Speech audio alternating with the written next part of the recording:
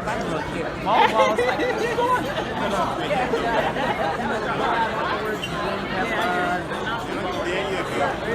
softball, that's what the tailgate was all about. Yeah, oh yeah, you know, that's what nobody walked me things. Good evening, and good evening. Yeah, because they told me one time, go in there and stop her, and I was like, are you alright? I said, I'm like 5'5". Go quick. One of the born teams. Yeah, that's right.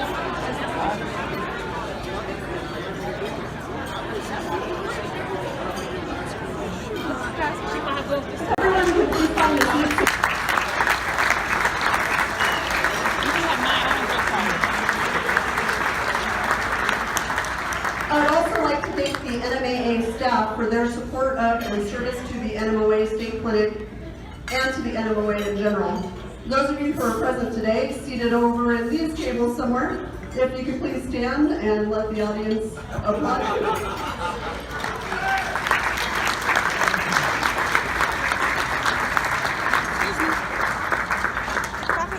Seated on the stage with me this evening, to my left, are your banquet MCs. You'll meet in just a minute, Mr. J.P. Marietta. Thank you. Give it to her.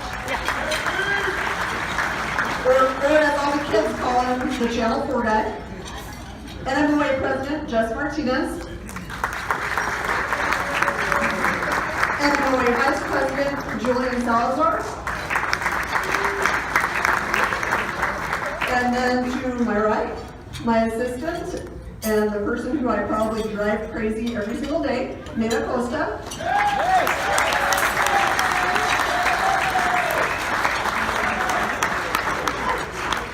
And of course, we will meet a little bit later in the program, our keynote speaker, the great NFL referee, Mr. Tony Parenti.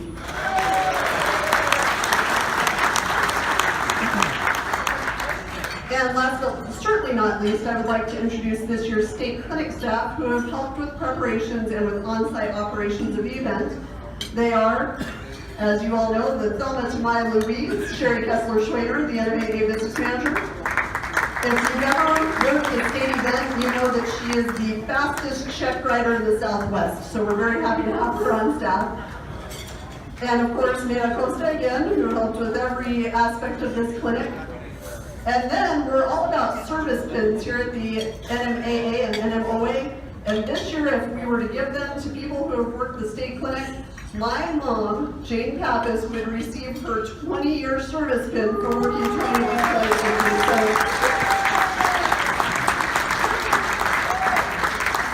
She keeps thinking that she's going to retire, and I keep rolling her back in. Let's give all these individuals one more big round of applause.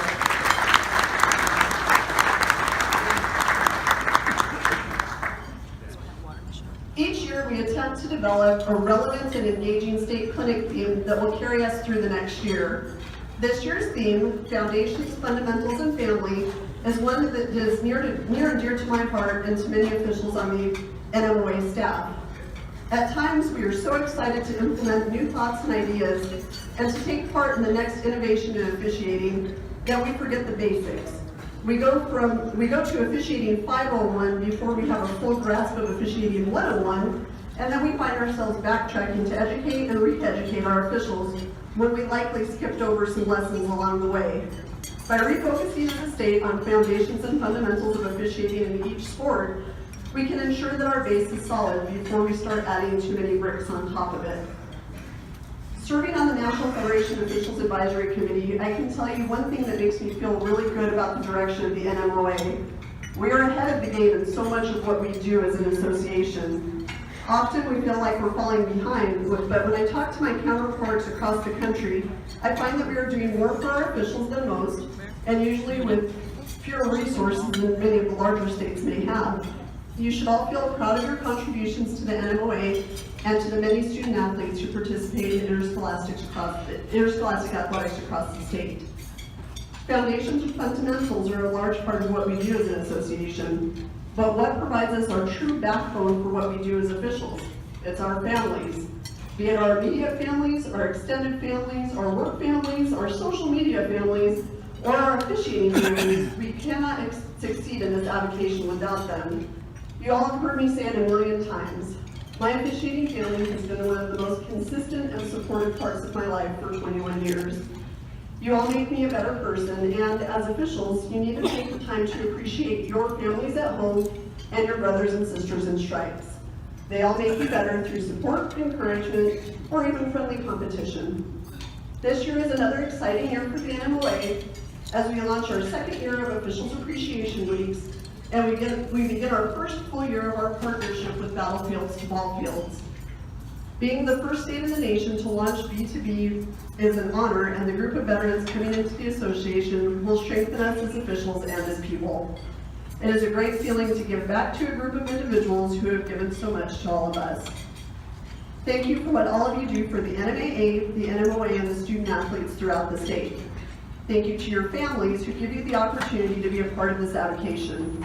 Thank you all for being a huge part of my life and my family. I honestly believe I wouldn't be 100% me without all of you. Remember to focus on the 3 F's of officiating this school year and in the future: foundations, fundamentals, and family. And if you stay rooted to these tenets, you will no doubt have a great season. At this time, I would like to welcome NMAA Executive Director Sally Marquez to the podium with a message from the NMAA. Thank you, Dana. A year ago, I sat up here, actually I stood up here a year ago and introduced my son to you, who was 16 years old. And here I am before you again, showing some pictures of my son. He did it. He is an official this year as a 16-year-old, and I'm very proud of him. But through seeing in his eyes the growth that he has as a person, as an official, I grew. I grew as a professional. And you know, I've been in education for 34 years, and every year if you can grow and you can look at things in a different light, you just get better and better. Through his growth, I grew when I watched him. I learned what you guys went through, because as a mom, I would go with him to the games, and I saw when he would go in a gym and there was not water for him. I saw when he had to hurry up and get to the game because the game started at 4 o'clock, so he had to hurry up from school to get to the game on time for those kids. I saw the amount of money it cost to have uniforms and equipment. I saw the travel. I saw how everything's working when you guys get paid for your services or when you don't get paid for your services. And through that, guys, I've grown. And I want to let you know I have your back. And through the eyes of a 16-year-old, I've become a better leader.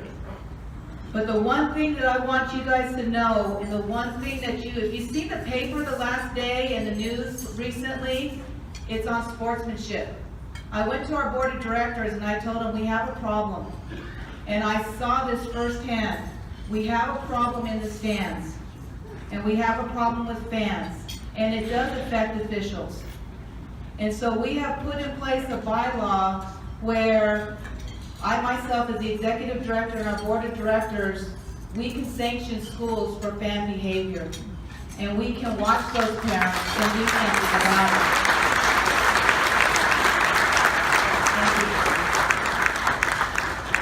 And so that is my message to you. My message to you is stay in your lane. Focus on our kids. Focus on the court, the field, the track, whatever you officiate. Do it for the kids. They're there for you. They need you. And let me do my job, and let the administrators do their job, and we are going to focus on the fans for you. My growth is your gain. And through the eyes of my 16-year-old, I have your back, just like I have his back as he pursues his dream of becoming a collegiate official. Thank you so much for everything. MC responsibilities to a very familiar face to high school sports in New Mexico, but a relatively new face to the NMAA staff, Mr. JP Murrieta. JP came to the NMAA in March of 2018 after a 2-decade career in sports on KOB TV. Many of you watched his New Mexico Game Day program over the years and saw his passionate commitment to high school sports in New Mexico. He brings that same passion to our office, and we have already seen some of the innovative ways to spread the NMAA's message during his brief tenure with the association. As I mentioned, we've had the honor of having kids recognize the Channel 4 guy at our events, and now we're honored to have him as the Master of Ceremonies for the awards presentation today. Ladies and gentlemen, JP Murray.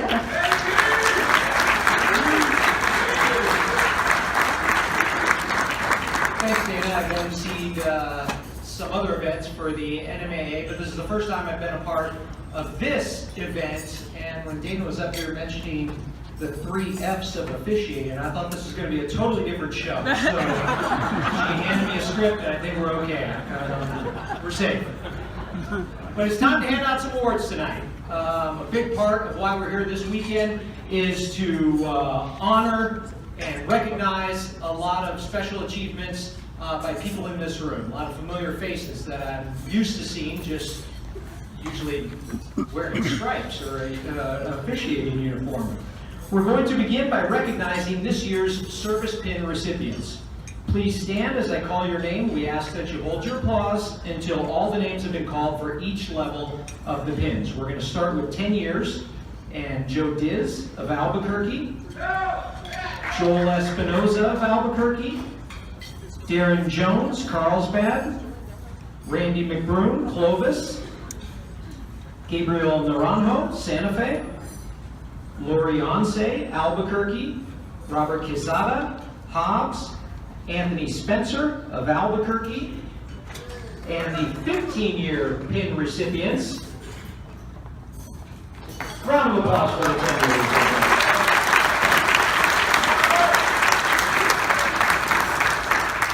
Like I said, it's my first go-around. I'll get this by year 2, I'm sure.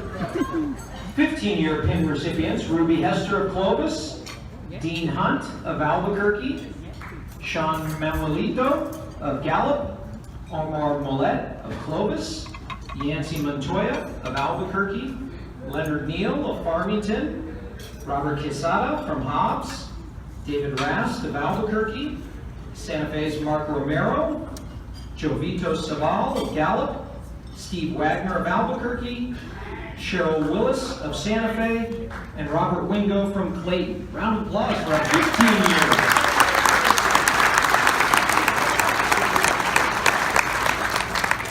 And for 20 years, Benito Cordova of Espanola, Joe Diaz of Silver City, Juanito Duran of Las Vegas, John Hartog of Gallup, Mike Russell, Tucumcari, Donnie Sanchez of Albuquerque, we have some fans here, and Michael Winnie of Gallup. Round of applause for 20 years.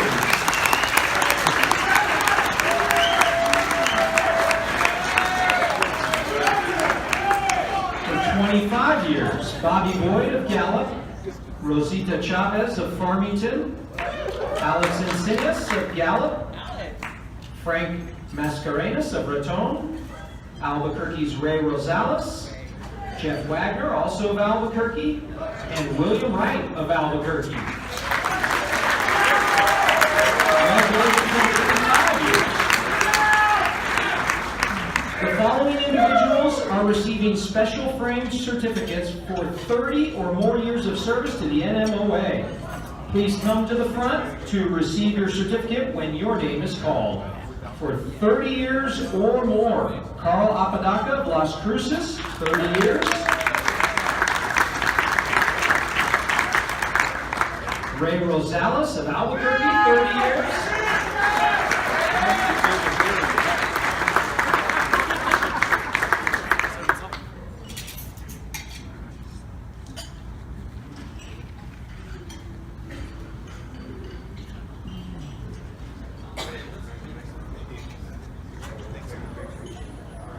As Ray takes his picture, Stuart Logan of Farmington, 35 years.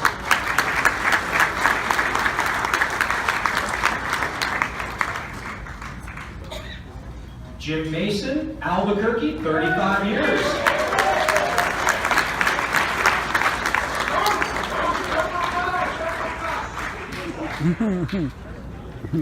Green.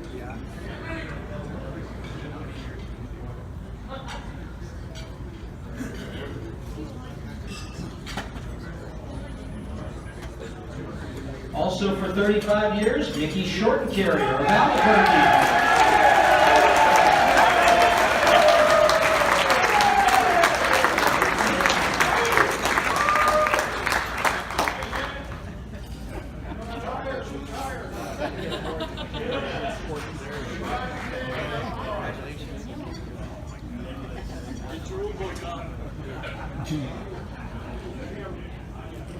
For 40 years, Julian Apodaca of Las Cruces.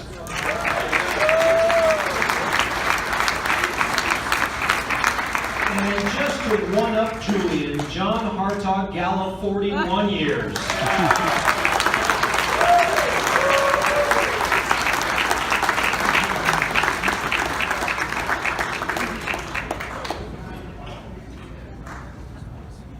Good job, John.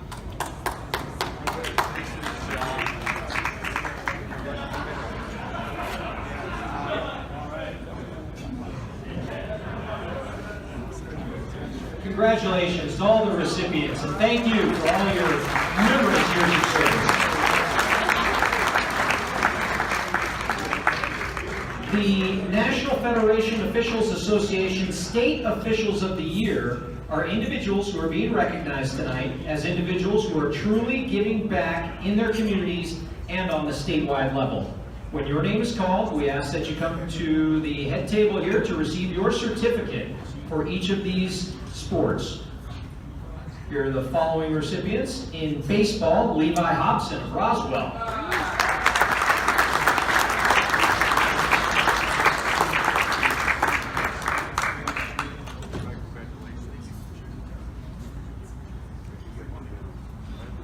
Girls basketball, Jean Strickland of Hobbs.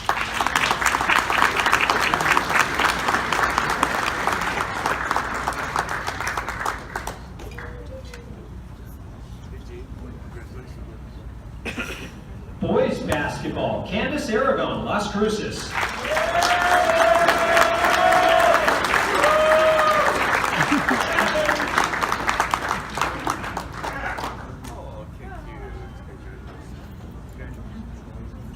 For football, Leonard Longhorn, Farmington.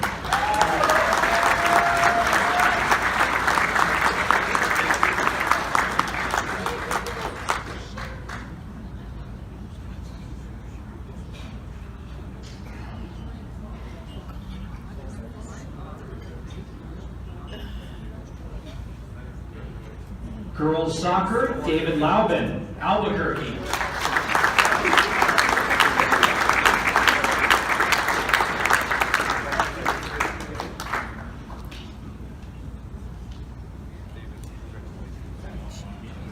Boys soccer, Nick Smith from Santa Fe.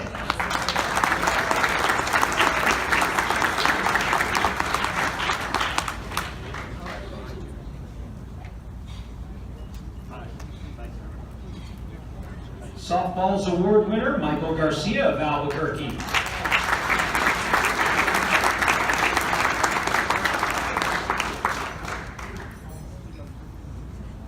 For Spirit, Joseph McEachran, Las Cruces.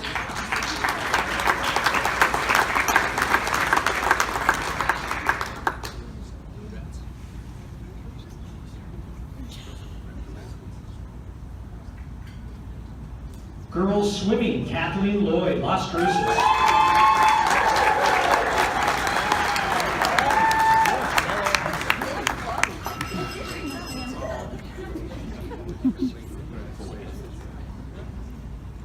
Boys swimming, Robert Jones, Albuquerque.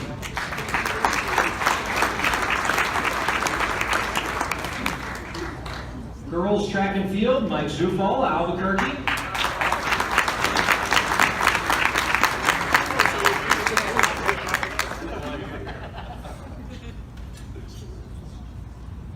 Boys track and field, Tim Host of Santa Fe.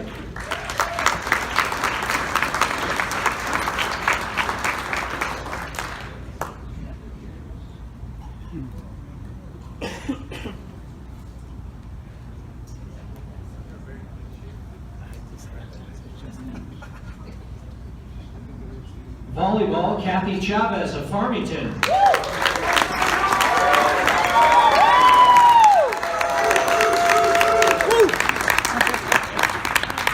You know us.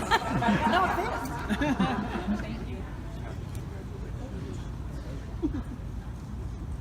And in wrestling, Joel Espinoza of Albuquerque.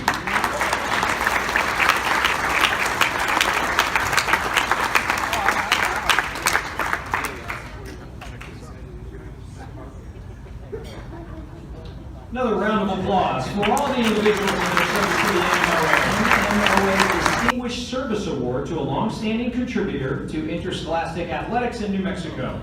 This year's NMOA Distinguished Service Award winner is Mr. Ron Shields of Albuquerque. Let me tell you a little bit about Ron.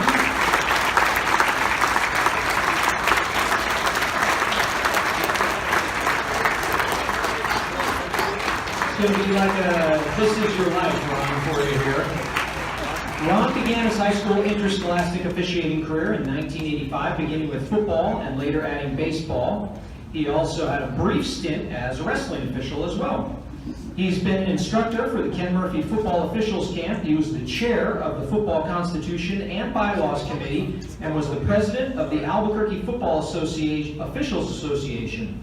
Ron worked 3 championship football games in 2000, 2003, and 2012. On the baseball side of officiating, Ron spearheaded the efforts to merge 3 metro area baseball associations into one. He was the baseball group president in 1999 and 2005. As he did for football, he was the chair of the Constitutional Revision Committee for Albuquerque Baseball. He served on the NMOA Executive Board for Baseball from 2007 to 2010. Ron served as a UIC for the NMAA State Baseball Championships in 2009, 12, and 15. He was on the NMAA Baseball Sports Specific Committee from 2009 to 2013. He was on the umpiring staff for 21 baseball state tournaments, working 11 state championship games as a baseball umpire. Ron is an Albuquerque, New Mexico product and a graduate of Highland High School as well as the University of New Mexico. He and his wife Georgie have 2 children and 2 grandchildren. In the words of his nominator, Dan Wilkinson, quote, "What has always set Ron apart is his constant and continued loyalty to the NMOA and his high standards of ethics in officiating in interscholastic events in New Mexico for the last 35 years. The impact he's had on me has kept me officiating and trying to become the best. Ron never refuses a phone call for assistance, questions, situations, gut checks, and support," unquote. It's now my distinct honor to present the 2018 NMOA Distinguished Service Award to Mr. Ron Shields of Albuquerque.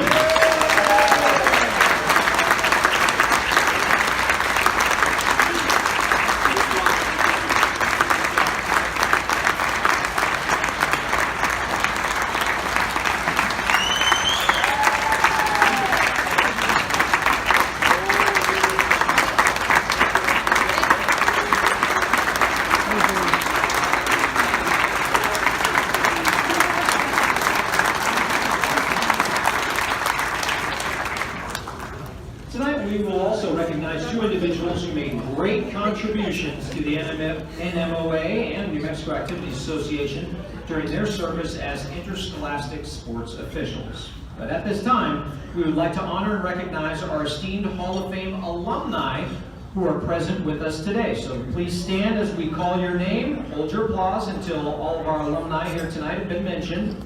From the class of 1987, Mrs. Barbara Desolé, representing the late Mr. Jim Desolé. From the class of 92, Mr. Ori Montoya. Class of 1994, Jean Agnes. From the class of 2003, Terry Linton. In the class of 2005, John Brain and Jess Tidmore. From the class of 2008, Dick Mitchell. Class of 2009, Derry Moore. Class of 2011, Cliff Jenkins. John Taylor from the class of 2015. Jack Jones from the class of 2015.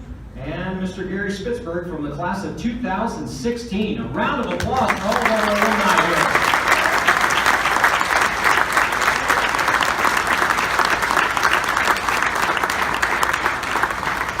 Now, for those who aren't familiar, inductees inductees into the NMOA Hall of Fame are selected based upon criteria established by the membership and through the NMOA Executive Board. In general, a nominee must have exceeded the minimal requirements for induction by having given something extraordinary to the NMOA, the NMAA, and the student athletes in our state. Inductees must have contributed to the betterment of officiating in our state and have demonstrated a devotion to interscholastic athletics through the NMOA. Presenting a commemorative plaque to our inductees will be the President of the NMOA, Mr. Jess Martinez, and Vice President, Mr. Julian Salazar.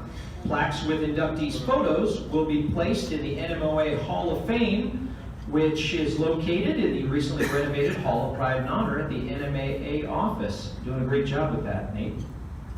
And our first inductee of the NMOA Hall of Fame's class of 2018 is Mr. Ed Helsel.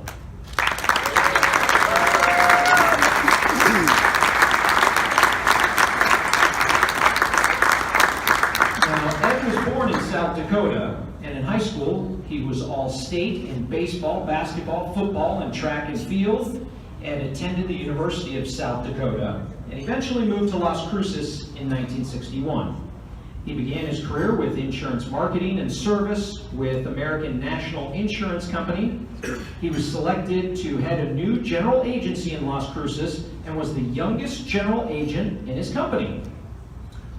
During his career with American National, Ed was selected as Man of the Year for Southwest New Mexico Association of Life Underwriters. He received Masters Region Lifetime Advocacy Award and was a charter member of the Masters Region Hall of Fame. Ed's interscholastic officiating career is one that spans over 5 decades of dedicated service and accomplishments. At the statewide level, Ed served as NMOA president for 3 consecutive terms. He served on the Officials Commissioner Committee for 16 years.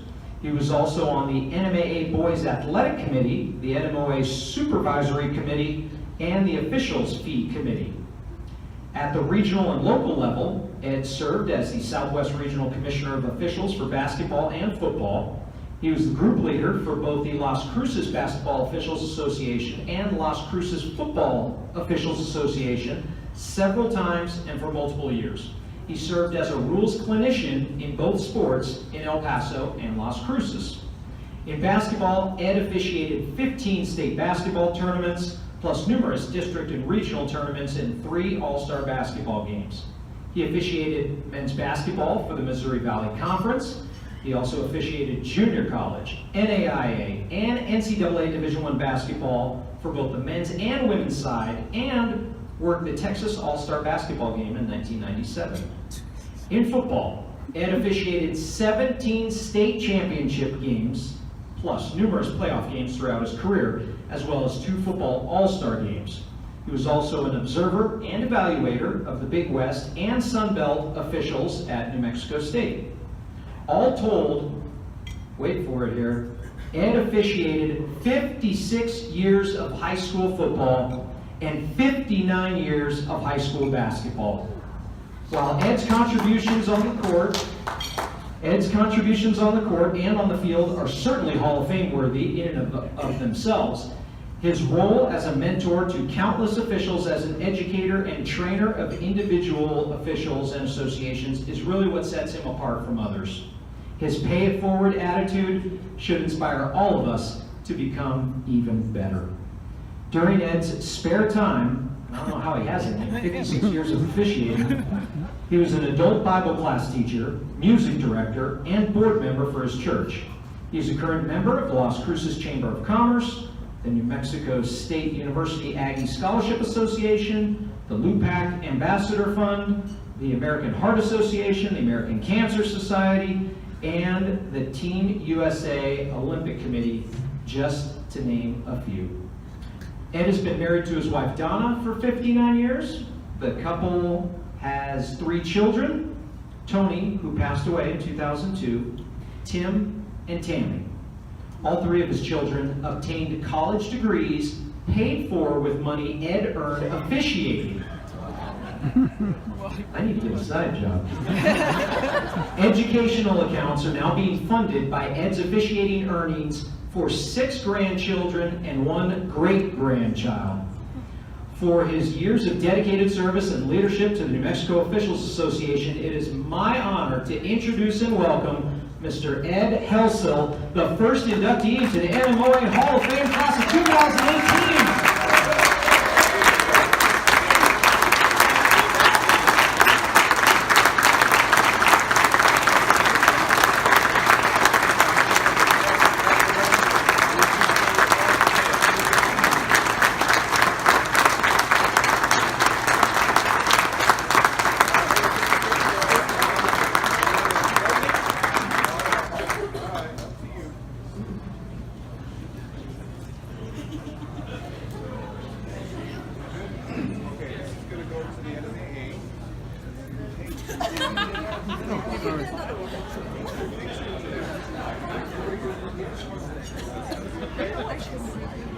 Our second inductee into the NMOA Hall of Fame's class of 2018 is Mr. Cecil Lynn of Albuquerque. Let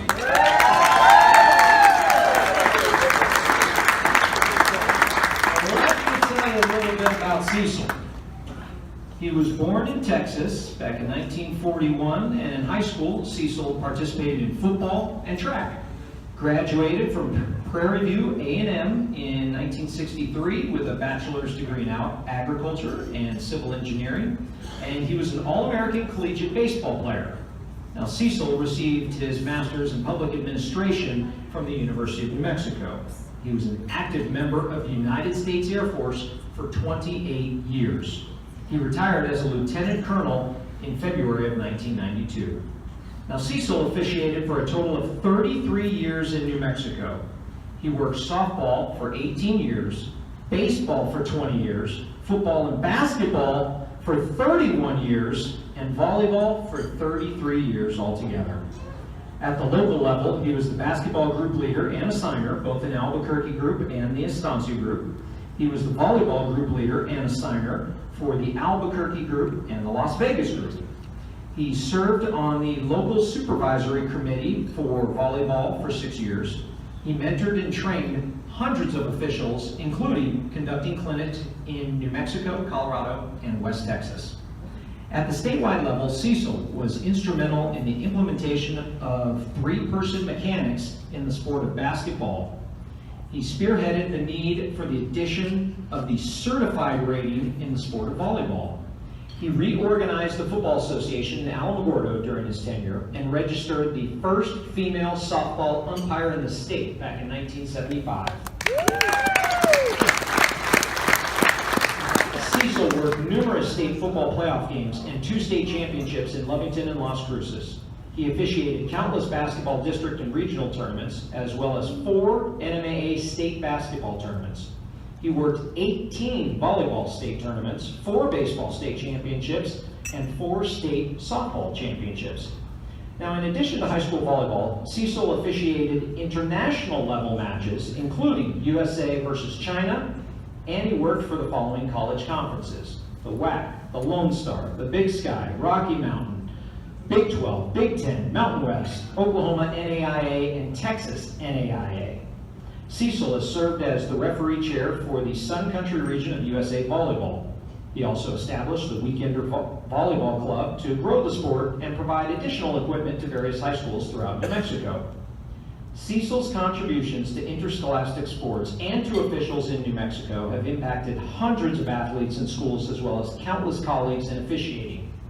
Words used to describe Cecil are selfless, mentor, humble, dedicated, talented, and philanthropic. His reach in the officiating community extends beyond New Mexico's borders, and many of his students still officiate with the NMOA today. He is an individual who helped grow officiating in New Mexico, conducting on-court and in-car clinics to anyone willing to listen and learn. In his community, Cecil is a member of the Mount Olive Baptist Church and Faith Tabernacle. He teaches Bible study and volunteers for various activities. He's always been generous with his time, talents, and funds to assist fellow parishioners. Cecil married his wife, the former Eartha James. They got married in Prairie View, Texas. They have 3 children, who were born during their 46-year marriage, Barbara Ann Lynn, Cecil Lynn III, and Denise Eileen Lynn, as well as 2 grandchildren. And at this time, it is my honor to introduce and welcome Mr. Cecil Lynn, our second inductee into the NMLA Hall of Fame class of 2015.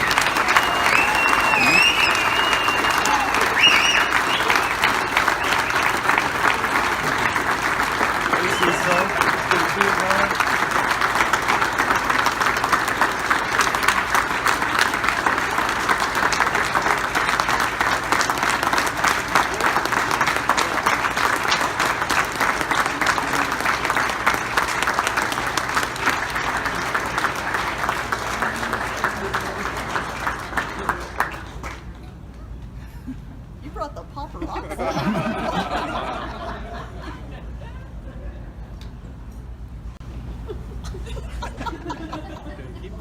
So excited. I don't know what I'm doing. And congratulations to Cecil and Ed, our newest inductees into the NMLA Hall of Fame.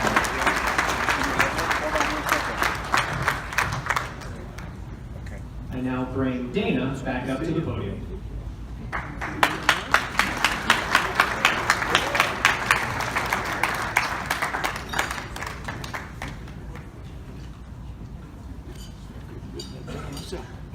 All I know is hearing those induction speeches makes me feel like an underachiever. Congratulations again to Ed Hulsel, Cecil Lynn, and our Distinguished Service Award winner, Ron Shields.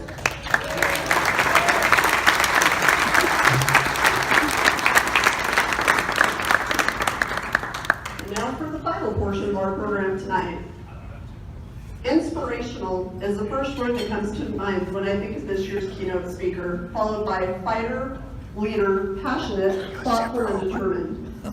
I was fortunate enough to hear NFL referee Tony Correnti speak to the attendees at the NASO Summit a number of years ago.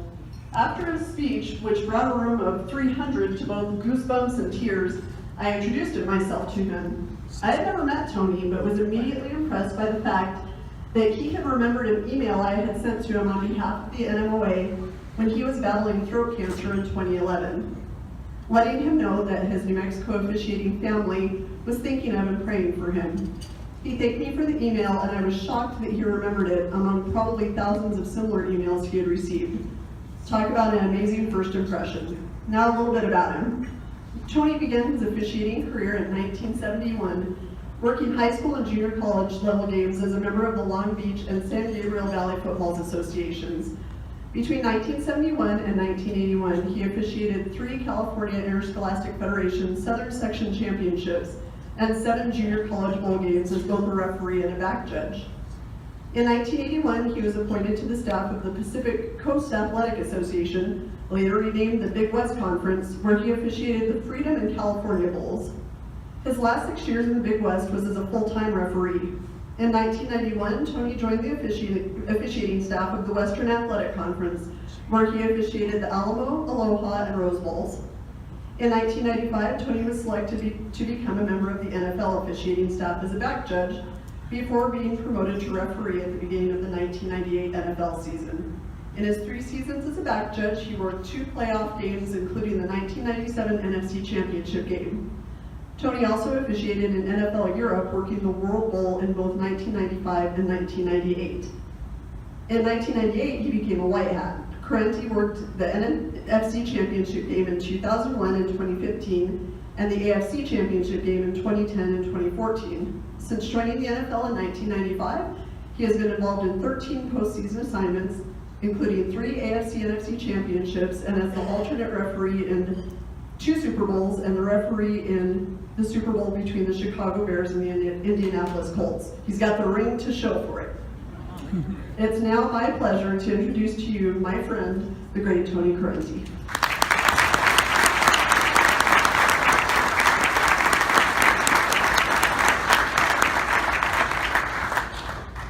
Dana, thank you so much. Before I start, listening to all the work that so many of you have done, I feel like I've accomplished nothing in my life. Cecil and Ed, what you've accomplished, it can't be measured. You've given back to so many people, and we thank you. not only thank all of the recipients tonight, but I'd like to congratulate and thank all of the ladies and gentlemen who are the wives and or husbands of the officials. You guys have unselfishly allowed them to do things that we all just say thank you. And I appreciate that. Thank you, ladies.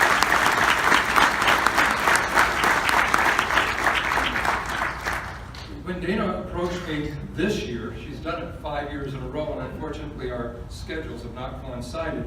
She asked me if I would speak on a motivational topic. And the first thing that came to my mind, motivation. You know, we're realistically motivated by 3 things. Fear, which I hope I don't instill in you. Number 2, incentive, which I don't have any gains to give. You have to talk to the people on the dais. And number 3, intensive desire. Realistically, our drive. And so I thought I'd talk about having a dream. When I was a kid, growing up in Southern California, I had a dream. I wanted to be Willie Mays. Not be like Willie Mays. I wanted to be Willie Mays. He, to me, was the epitome of what a baseball player was all about. Speed, agility, grace. And of course, we didn't have the social media of the day, so I can't talk about his social aspects, but to a kid, he was a hero. And that's who I wanted to be. So growing up in my life, I was going to be a baseball player. I was going to be a major leaguer. And when I got to college, well, that dream was shattered. I broke my hand in so many ways, and I had to readjust my dream. What was I going to do? I came back to a class, believe it or not, my hand was all bandaged and taped and disformed, so to speak, and I had a professor who happened to be a Pac-10 referee. The name was Dave Kamansky, and he looked at me and said, "Okay, son, hot shot, what are you going to do now?" I said, "I'm going to get better. I'm going to be a pro." He said, "I've seen you play. What are you really going to do?" And I said, "Well, I think maybe I need to adjust my thinking." He said, "Why don't you give sports officiating a shot?" And I said, "What are you talking about?" He says, "Why don't you become a referee, a sports official?" And he said, I said, baseball, I don't know, let me try it. So that spring I tried, Little League baseball was pretty good. And I came back to class the next year and he said, "What about football?" So at 18 years old, I signed up the High School Association to officiate football. And suddenly my dreams changed. I came out on the field finding, this is really cool. This is really a lot of fun. Had no dream of getting to where I am now, none whatsoever.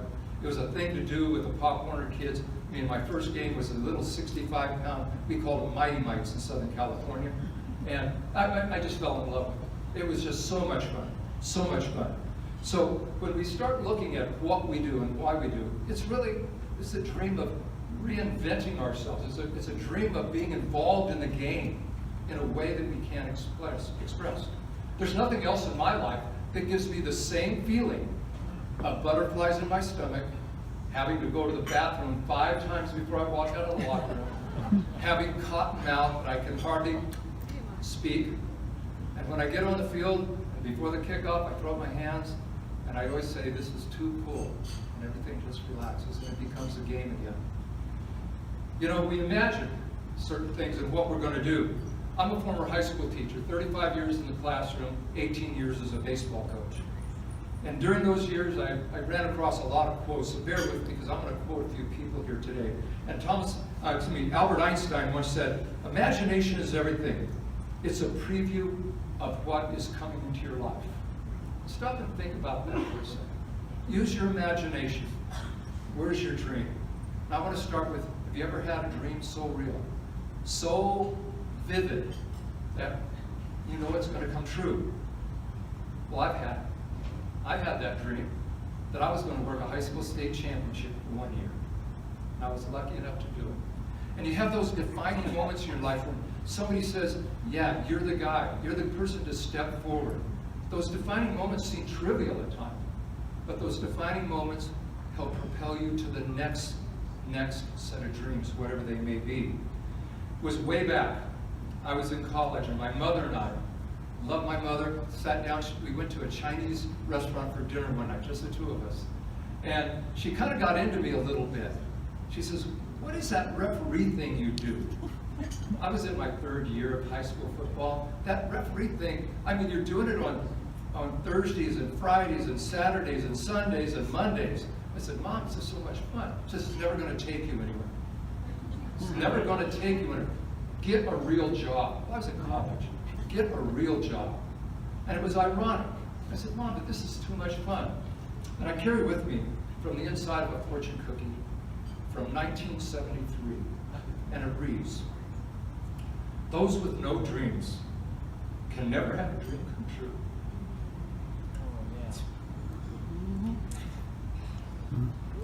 It's my mom. Needless to say, I'm living my dream. But how did I get here? I can tell you I didn't get here all by myself. I live in the shadows of Disneyland in Anaheim. And Walt Disney said that it is completely arrogant to believe that any person is self-made. There's a lot of people that go into who we are. I'm so lucky. I'm the luckiest man in the world. I've stood on the shoulders of many giants. Many, many giants. You know, these giants are our mentors. We call them mentors today. But they're giants in our life. They could be your mother, your father. They could be your brother, sister. For me, some of those giants were athletic directors. They were coaches. They were game officials. And all of them saw something inside me. I don't know what it was. To this day, I kind of question, what did you see in this 18-year-old? What did you see in this 23-year-old? Why did you promote this guy at 29? Why at 43 did he get a break? What was it? They saw something, not really quite sure what it is. But when you go places and do a game, I had a gentleman named was Don McKenzie from Southern California. He said, treat every game as a most important game of that day. You know why? Because the kids playing it, it's their dream. They're playing that game. Those coaches are working hard. Those parents are putting out the time and effort and the money and the travel in order for them to do that. Treat it like every game is important. And boy, did that pay off. One day, working a high school sophomore game, the guy who steps on the field as a referee, and boom, next thing I know, he says to me, how would you like to be on a high school crew? In California, we didn't have crews. We worked independently game to game. Next year, I'm on the first crew ever formulated in Southern California. How did that happen? He said, you know, because you worked hard. You worked with a passion. Very, very interesting thing. A few years later, I get an opportunity to work a high school state championship football game. I'm as excited as can be. And come to find out, the supervisor of the Big West Conference, which was the PCA at the time, was in attendance. And he came to the locker room and said, I came here to look at somebody else, but I'm going to hire you. Whoa. That's a break. Those are defining moments. So you learn real quick. A defining moment. I'm working at a major college football game, University of Louisville and San Jose State and San Jose. And I stand up and make a call. Critical call in the game. Cost Louisville a national championship. They win and tied the game with San Jose. Correct call. Right call. But the head coach, Helen Schombarger, didn't like it and he wanted an explanation. And I had to stand face to face with this gentleman and tell him why this call was made. Make a long story short, it was an NFL scouting stance. I didn't know it. And he came down and he said, I think you got a shot next year. I went, whoa. How does this, defining moments, every game's important. Everything that you do is important. And these people, well, applaud them because they're the ones who set the table for us. So many of you in this room are giants. You're giants in your life, you're giants on the field, you're giants everywhere that you step. So let me get through this, and I'm sorry I haven't even been using my own PowerPoint. But once again, our dreams are a vision of what could be. And our giants, they recognize what could be and what's within us. But I caution you, I was thinking we're going to have a lot of younger officials in the room because they need a lot of work. The new millennials, oh my God. But what I learned, I needed to manage my dream. If I have this dream of getting to the next level, you know what? The guilt by association. Travel with winners. Travel with winners. There's so many people out there. As I went through my career, like I said, I'm the luckiest man in the world. These little things seem to happen. I go to Long Beach State University. to work a spring game. Their head coach, a gentleman by the name of George Allen. Yeah, the George Allen, who was the Redskins coach, who was the Rams coach, was in his latter part of his entire life. And he invited me into his office, just me and him, and I'm sitting there going, oh my God, that's George Allen. I've never been starstruck until that moment. He was a brand new coach on campus. And I sat there because I admired him when he was with the Los Angeles Rams, and I was just a little snot-nosed kid, and I'm sitting across from this man. And he sits there and looks at me and says, son, thank you. He says, son, I understand you coach high school baseball. I said, yes, I do. And we proceeded to talk for 20 minutes, just him and I. And I said, can I ask you a question? He said, sure. I said, could you tell me how you've been so successful? Why you've been so successful? He goes, easy, 5 things. And I said, can I borrow a pen? Sure. I borrowed a pen and paper. I said, 5 things. He says, yeah. Number 1, work hard. Don't let anybody outwork you. Number 2, work smart. And there's something in that. In other words, have a direction. Make sure you're going the right way. Pay attention to detail. Great, pay attention to detail. He says, truly love and care about your players. Well, I'm going to extend it to football officiating. Love your crew. He says, find out what their best quality is and build on that. Don't try to make them into something they're not. Build on their good qualities. I said, great. I sat there for a second. I'm sitting there, okay, 1, 2, 3, 4. Is there a 5th? Sir, is there a 5th? He goes, yeah, there's a 5th. And he pointed at me. I go, excuse me? He says, it's you. What do you bring to the game? What do you bring to the team? What is it that you have that nobody else has? And let that shine. And when you do that, you'll find some success somewhere. Well, what I brought to the game, I guess I learned a lesson that day. So you travel with winners. Well, let me tell you, there's 2 sides of winning and losing. A buddy of mine who officiated football in Utah used to say, rattlesnakes don't commit suicide, so be careful of those people. Be careful of those rattlesnakes that are out there. You guys know who they are. They're all in your units, okay? He says, remember something else. If somebody will lie for you, eventually they're going to lie to you. That's right. Man, that's wisdom. I've learned to take notes, I'll tell you that. And the last thing he told me over a period of time, before he passed away, he said, you know, don't look for a certain number of friends, just look for the friends you can be certain of. All of that, put it together. Those are your winners. Those are your winners. You know, the New Testament says we will know the tracks that we leave. I've learned through sports that life is an echo, and that you send back what comes to you many, many times. And what I've learned, it's amazing, it's really amazing how much can be accomplished when you really don't care who gets the credit. Think about that. And I hope that our younger people will learn to apply that. So, how big is a dream? How big is it? Is there more to it in officiating than the game itself? Is there more to it than the rules? I got to tell you, for me, it's about the people. It's about the people I work with. It's about the people I work for. Everybody has something unique and different. You know, when you talk about working with people, we all want to be treated well.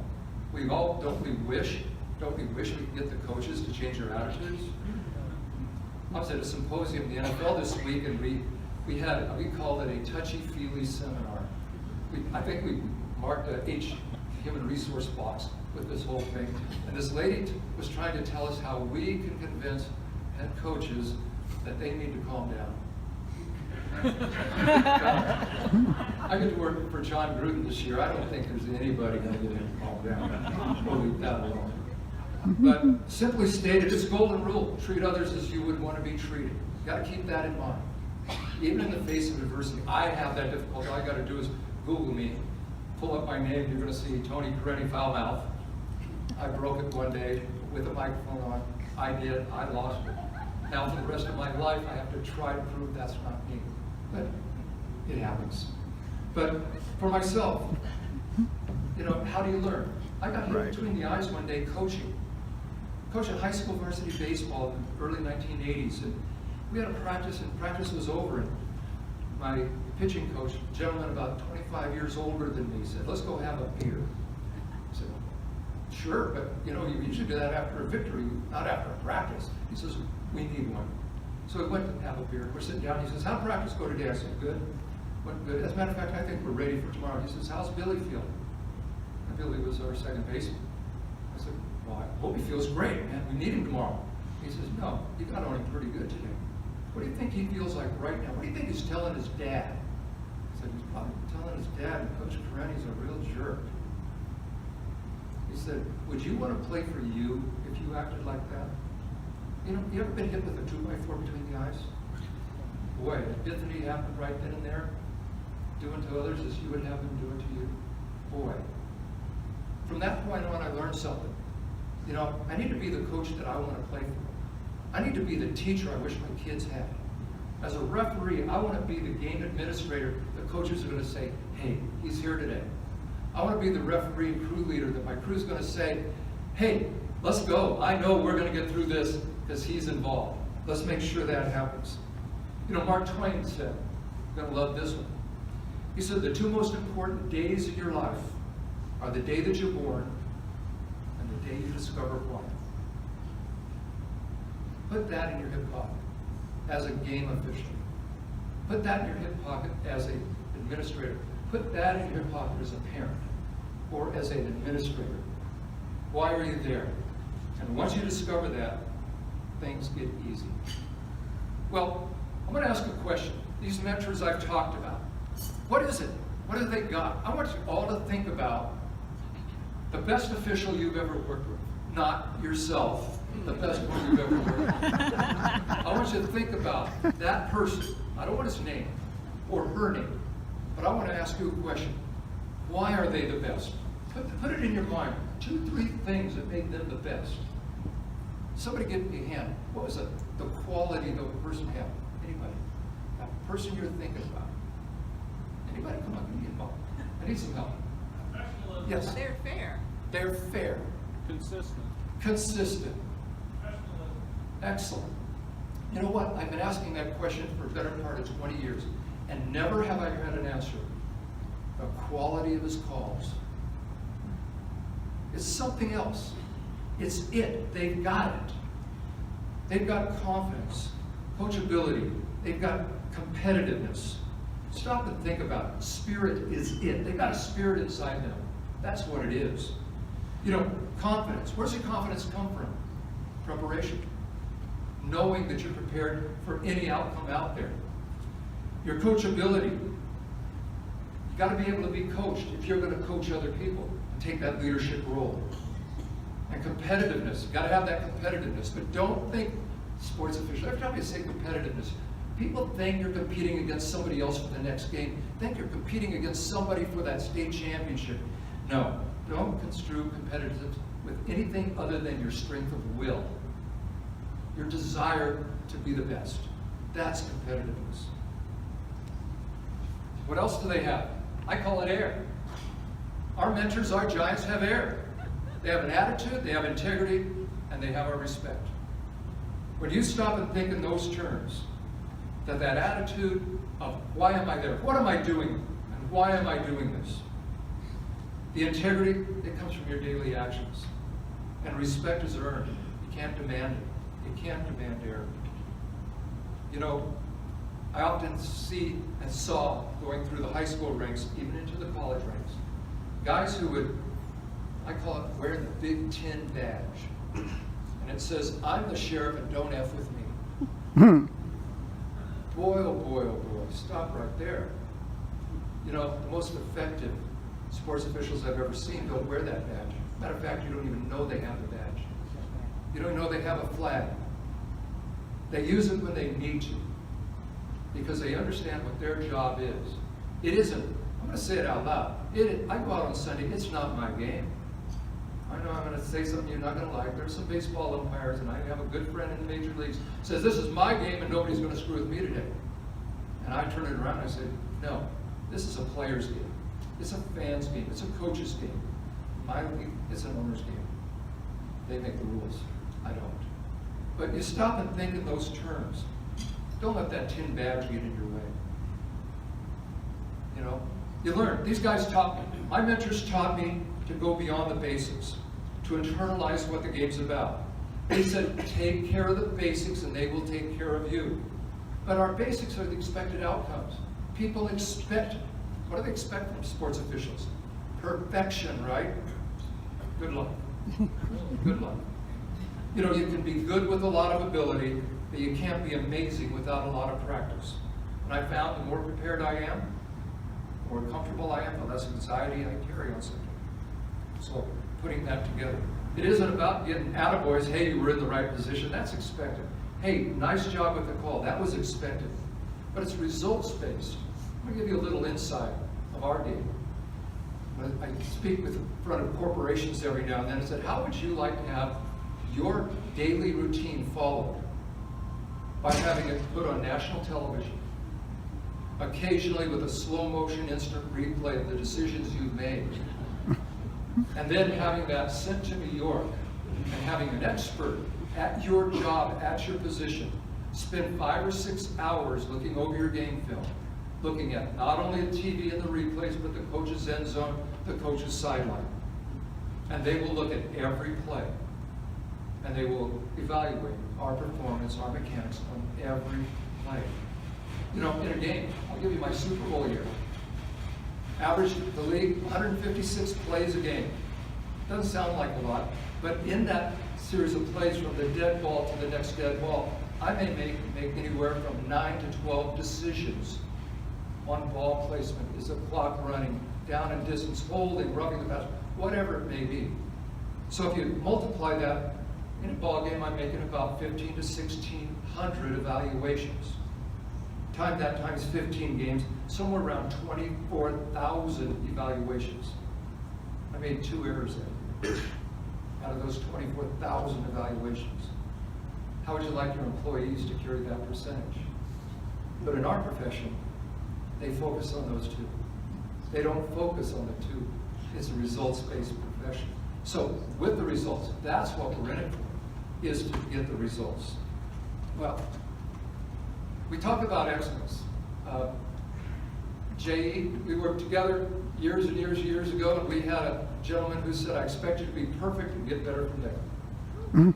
Oh. You know, I was 29 when I got in Division I, and he said that to me, and I said, perfect? I didn't know how to spell perfect. My gosh. He said, perfection? No, it's excellence. And so I put this up. Perfection's God's work. And I'm going to stop there. Perfection is God's work. I can try, but I know I'm going to fail in every aspect. Excellence can be achieved, though. And that's what we're striving for, excellence, every time we go out there. But true excellence is not a one-time event. That phrase right there comes from Red Cashin, one of my giants. And he says we can achieve excellence, but excellence is not a one-time event. It needs to be repeated over and over and over again. Well, I've learned some lessons. Learned lesson is to be prepared well enough to not let my dream become a nightmare. Boy, that can be scary. And I learned, don't be afraid of my dreams. I mean, I got to tell you, my first high school championship, I walked out there. The game started. I handed the kicker the ball. I was a back to hand the kicker the ball. He went back, kicked the ball. Somewhere in the middle of the first quarter, I realized it was a football game taking place. Wow. I mean, I had the butterflies didn't stop with this is cool. They just went on and on and on. But I found, you know, you're going to live through it. You're going to live through this. Don't be afraid of this dream. This is what you wanted. You know, it's what you wanted. You must, I found out that day, okay, old sociology teacher here, that you got to conquer yourself before you can fully concentrate and do the job right. You got to conquer yourself up here. There's a very fine line I learned. And I pulled out my pen here so you can see it. Everybody can see that. Yeah. That line on one side of it is cockiness. Very, very fine line is self-assuredness. What do you want to portray? How do you portray that? Very fine line. I saw some very good officials never progressed very far because they were cockier than hell. When they didn't get it, they blamed somebody other than themselves. I'm going to stop with that. But the fine line, I had to learn it. I couldn't do it as a baseball player. And my first years of coaching, I was telling the kids, this is what you got to do, but I couldn't do it. But I learned there's a fine line between being nervous and being excited. Think on that one. Nervousness brings about a fear of failure. Exciting, I can't wait for it to happen. And that's every Sunday. I can't wait for Sunday to come around. I know I only have a few Sundays left in my life, but I can't wait for those. It's a fine line. Like I said, the Cottonmouth, oh my God. I talk about the butterflies. Oh geez. Let me tell you, you stand at the Super Bowl and you look around and you put your hands up and you go, this is too cool. And they kick the ball and you're going, yeah, and then about 70,000 flashbulbs went off. And I went, oh crap, this is a Super Bowl.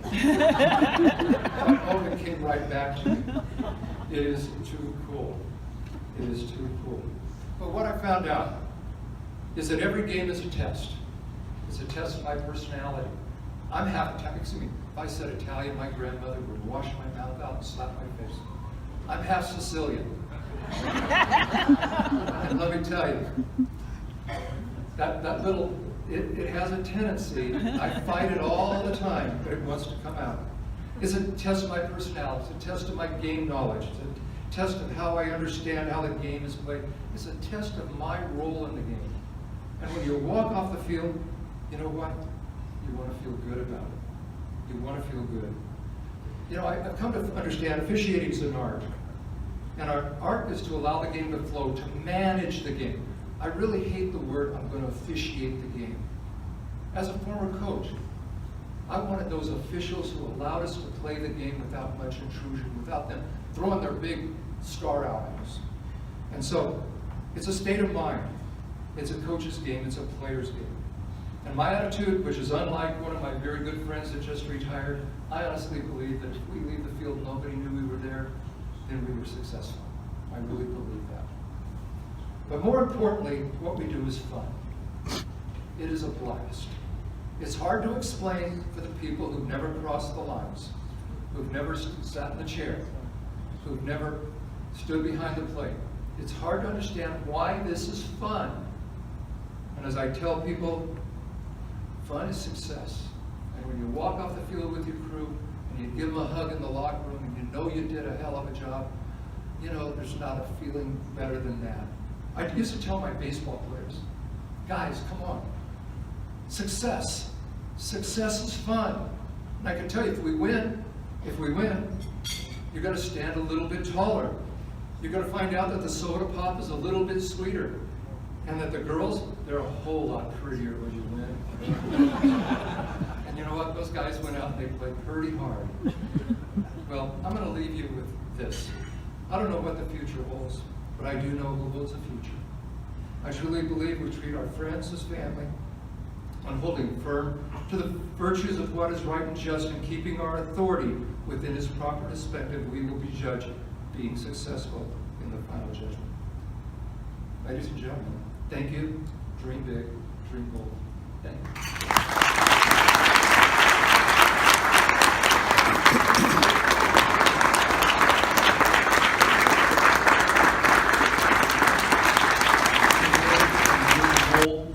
And I also wanted to take this opportunity to thank all of you.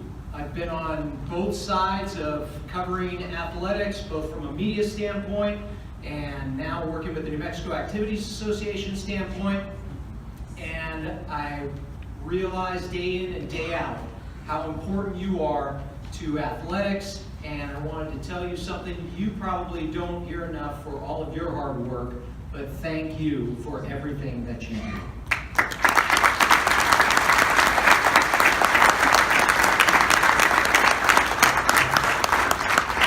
So that concludes our evening festivities. However, as I mentioned, this is the first time I've been a part of this. And Dana, I've been writing down notes in case I'm fortunate enough to come back in future years. A couple things here. One, I better do more in 2018 if I want to keep up with everyone in this room. Two, The 3 F's are foundations, fundamentals, and family, and not Family. something else. Correct. Yes. And 3, always remember the rowdy section is in the back corner. Thank you and good night, everyone. Have a good evening. Be safe, drive night.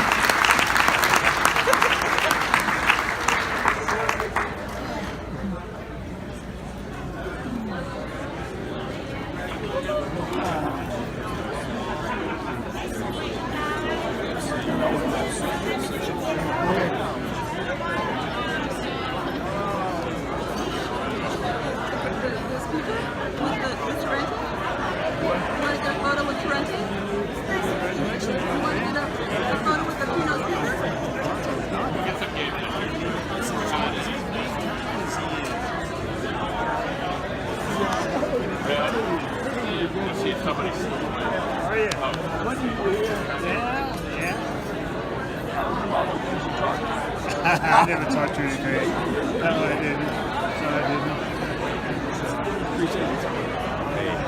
Congratulations. God, I'm so proud of you. Thank you. What a great accomplishment. Great man. How's my boy doing? He's doing just, he's just so wonderful. He thinks of you a lot. Well, I think about him too.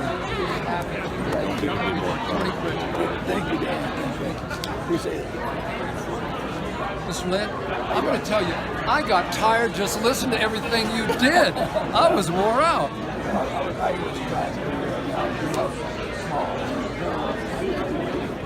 You're God's inspiration right there. Thank you for everything. Michelle, I want you to introduce you to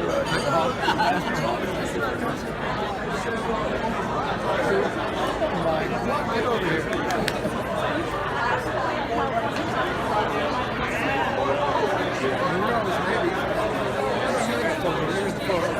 Get over here. Dad, smile. Gotcha. Okay, one more. Cecil, look this way. Cecil. See, then Michelle walks away.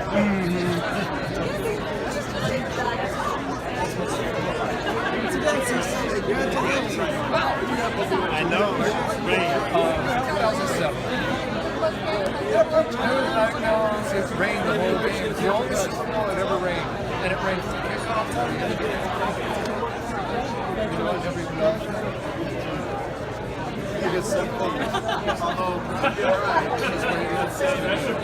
You've been around a while,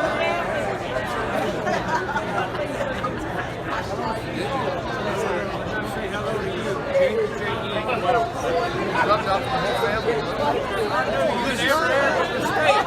I'm thinking, okay. Can I get a picture right here? Can I get a picture?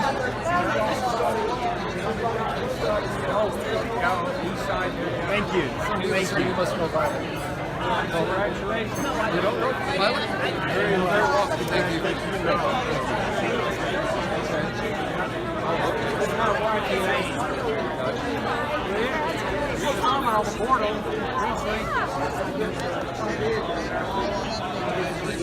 Yeah.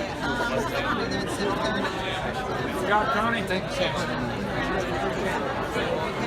Inspiring every I time. don't know about that. I've known Cecil for down south, southern New Mexico. He's up here. Yeah. Go ahead. We'll see you. I'll be. Take care. Thank you.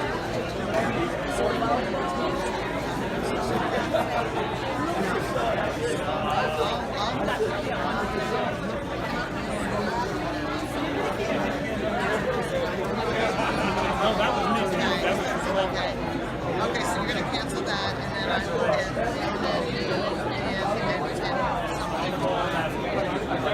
all right, sister, I love you, and your husband loves me too. He thinks you need to just have some downtime. No, it's not that bad. You have a very lovely wife. She's on it. You like her.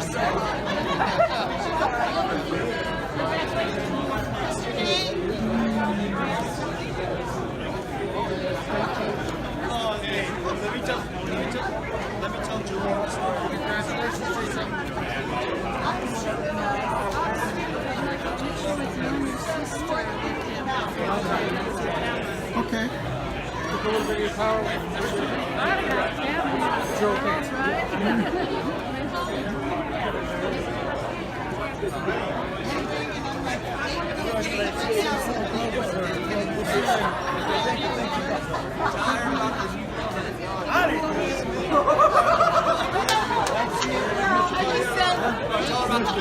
Look, he's smitten.